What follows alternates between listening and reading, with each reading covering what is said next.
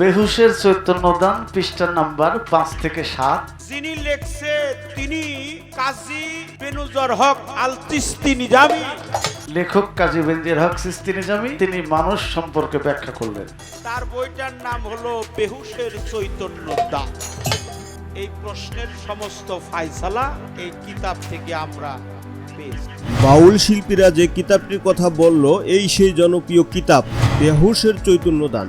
লেখক কাজী বেনজর হক চিশতি নিজামী রহমাতুল্লাহ আলাইহি। এমন কোনো বাউল শিল্পী নাই বা পীর ফকির নাই এই বইটি পড়েন নাই বা তার সংগ্রহশালায় নেই।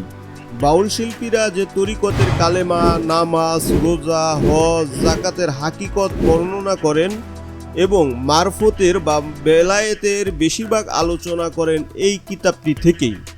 তাই আপনার যদি এই বিষয়গুলি জানার বা বোঝার প্রচণ্ড ইচ্ছা থাকে, তাহলে এখনই অর্ডার নাও বাটনে ক্লিক করে অর্ডার করে ফেলুন। পরে আবার ভুলে যেতে পারেন, ভুলে গেলেই কিন্তু মিস করবেন। ধন্যবাদ।